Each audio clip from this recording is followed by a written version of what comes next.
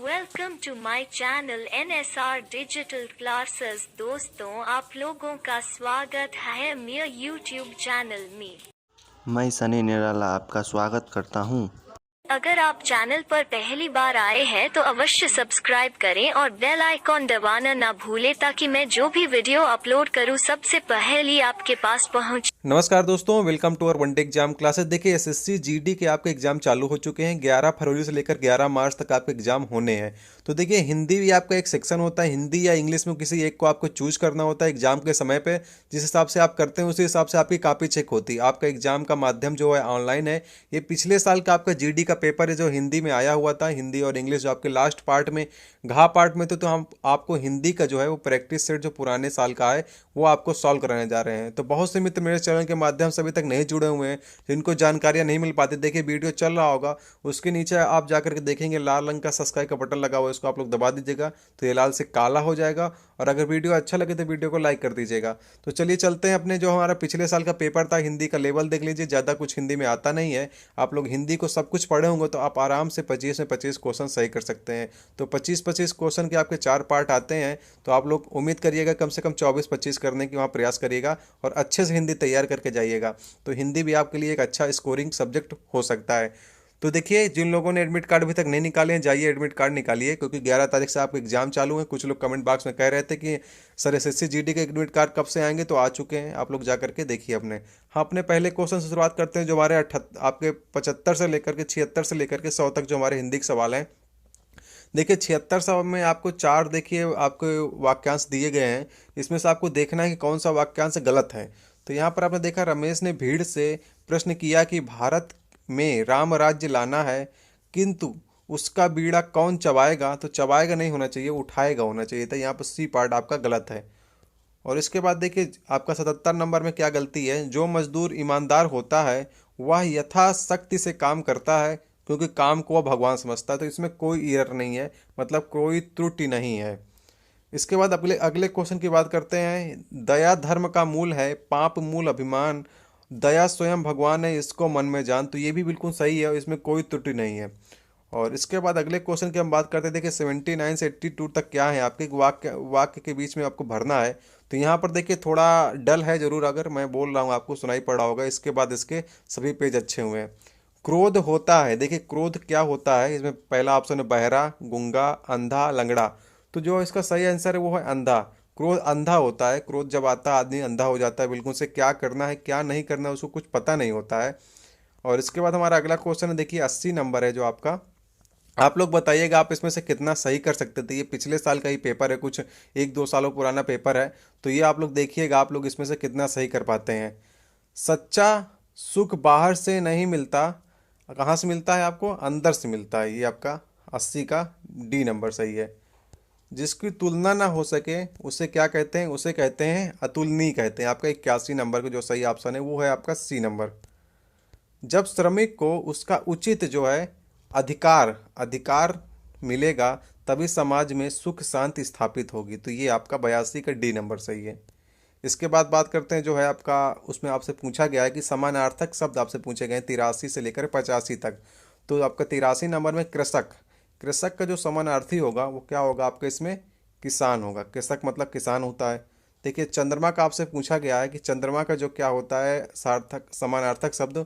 तो चंद्रमा को देखिए विदु कहते हैं। विदु ही आपका चंद्रमा का समानार्थक शब्द है। इसके बाद बात करते हैं अपने कामना। कामना आपसे पूछी गई, कामना मतलब होती इच्छा। आपकी क्या कामना है, आपकी क्या इच्छा है। तो 85 नंबर का ए सही है। और यहाँ पर देखिए आपसे पूछा गया है कुछ कि आप दिए गए शब्दों का उपयुक्त विलोम बताना है आपको। देखिए सार्थक का क्या विलोम होगा, 4 ऑप्शनों में से सबसे अप्रोप्रिएट है आपका निरर्थक। तो आपका 86 नंबर का बी ऑप्शन सही हो जाएगा। उम्मीद करते हैं आपको वीडियो अच्छा लग रहा होगा। वीडियो को लाइक कर दीजिएगा और अभी नए आए आप हमारे चैनल पे तो चैनल को कर लीजिएगा सब्सक्राइब, ताकि आगे की आपको नोटिफिकेशन आपको मिलती रहे। जो भी हम वैकेंसी की अपडेट करते हैं, जो भी हम आपके एडमिट कार्ड निकलने वाले होते हैं, सिलेबस सभी कुछ बताते हैं। तो आप लोग हमारे चैनल से जुड़े रहिए, आगे आपको सहायता प्राप्त होती रहेगी। यहाँ पर देखिए आप लोग के लिए ये है 87 नंबर में है अनुकूल। अनुकूल का क्या होता है, जो आपका आपका विपरीत में तो प्रतिकूल होता है। अभी आपके विपरीत ही चल रहे हैं। और मूक का क्या होता है, मूक का होता है वाचाल। तो ये आपके 88 के बी नंबर हो गया इसका सही आंसर। इसके बाद देखिए बात करते हैं हम लोग अपने अपने 88 के बाद जो 89 नंबर की बात करते हैं। 89 से 91 के बीच में देखिए हमारे कुछ क्वेश्चन है। इसमें आपसे शुद्ध और अशुद्ध 3 वाक्य हैं, इसको आपको सही करना है। 89 नंबर में देखिए इसमें पूछा गया है कि मैं दिल्ली पर सरिता विहार पर रहता हूँ। इसको आप लोग ध्यान से सुनिएगा। मैं दिल्ली के सरिता विहार पर रहता हूँ, दूसरा ऑप्शन है। मैं दिल्ली में सरिता विहार में रहता हूँ, ये देखिए तीसरा ऑप्शन। और मैं दिल्ली में सरिता विहार पर रहता हूँ, ये आपके 4 ऑप्शन आपके पास हैं।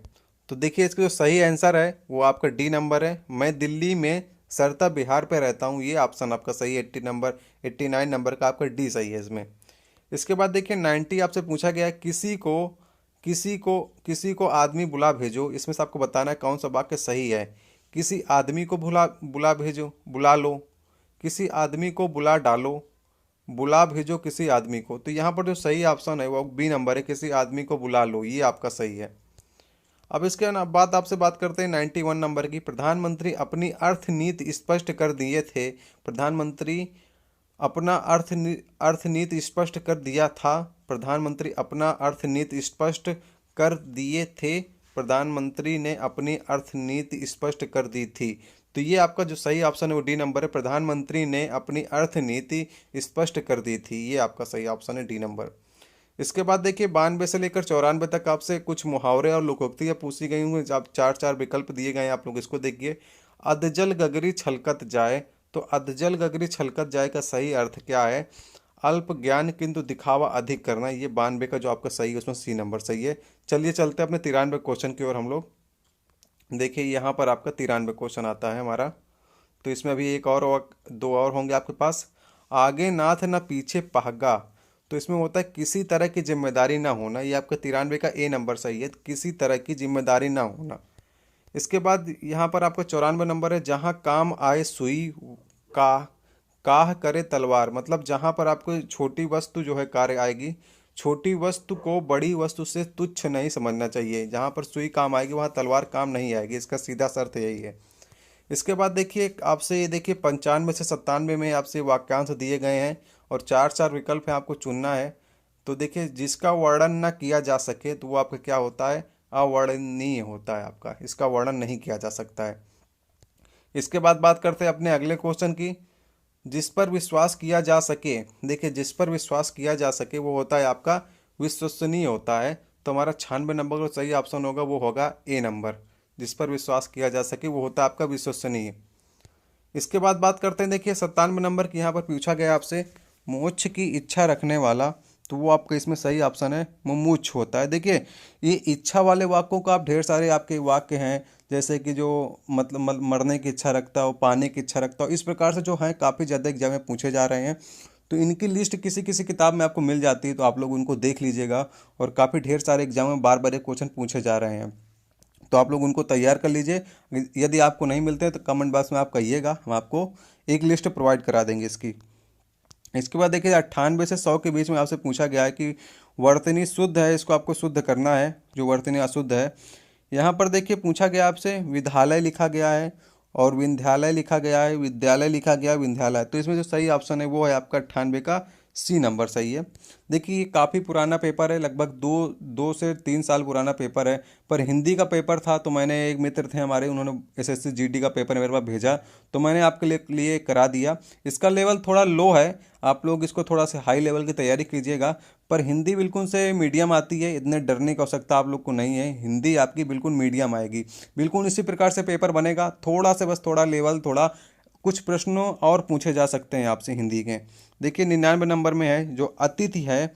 अतिथि का जो आपका जो होता है, जो सही रूप होता है अतिथि होता है हमारा। ये नहीं होता है, ये आपका छोटी, दोनों छोटी होती है इसमें। अतिथि में दोनों छोटी जो होती है हमारी, छोटी ई होती हैं। ये हमारा अतिथि जो है वो सही प्रकार से आपसे लिखा गया है। 100वां नंबर हमारा देखिए 100 नंबर यहाँ से पूछा गया कि पूर्ति किस प्रकार से लिखा जाता है। तो देखिए जो इसमें पूर्ति लिखा जाता है वो आपका सी नंबर है। बड़ा इस प्रकार से होता है, तो आप इस प्रकार से पूर्ति लिख सकते हैं। तो यहाँ तक देखिए आपके 100 क्वेश्चन हमने कंप्लीट करा दिए, मतलब कि 25 क्वेश्चन आपके हिंदी सेक्शन कंप्लीट करा दिए हैं। यदि आप लोग और कहेंगे तो हम और प्रैक्टिस सेट हिंदी के लाएंगे, जीएस के भी प्रैक्टिस सेट लाएंगे। यदि आपको वीडियो अच्छा लगा तो वीडियो को लाइक कीजिएगा और भी हम प्रैक्टिस सेट कराने का प्रयास करेंगे यदि आप लोग कमेंट बॉक्स में कहते हैं। देखिए हमने सभी आंसर आपको देने का सही प्रयास किया है। यदि आपको किसी भी क्वेश्चन में डाउट होता तो आप कमेंट बॉक्स में कहिएगा, हम उसका रिप्लाई अवश्य करेंगे। यदि आपको कोई भी समस्या होती है एसएससी जीडी को लेकर के, सब्जेक्ट को लेकर के कि हम क्या चूज करेंगे वहाँ, यदि आपको इंग्लिश अच्छे से आती तो आप लोग वहाँ जा करके इंग्लिश चूज कीजिएगा। वैसे हिंदी के काफ़ी ढेर सारे एग्जाम अभी तक चले हैं आपके यूपी पुलिस वुलिस के, तो आप लोग हिंदी अभी लीजिएगा क्योंकि इंग्लिश कुछ लोगों को छूट चुकी थी बहुत दिनों से, यूपी पुलिस वाले जितने भी स्टूडेंट हैं हमारे। तो जिनकी भी इंग्लिश हो, इंग्लिश अच्छे से पढ़िएगा। हिंदी के काफ़ी डीप 1-2 सवाल पूछे जाते हैं, लेकिन इतनी भी डीप हिंदी नहीं पूछी जाती। हिंदी के नॉर्मल सवाल होते हैं, 20 तो हर कोई कर लेता है और 20 से ऊपर जो करता है वो भी उसके लिए प्लस पॉइंट होता है। तो उम्मीद करते हैं आप लोग संतुष्ट होंगे हमारे वीडियो से। संतुष्ट हो तो वीडियो को लाइक कीजिएगा, चैनल को लीजिएगा सब्सक्राइब। धन्यवाद।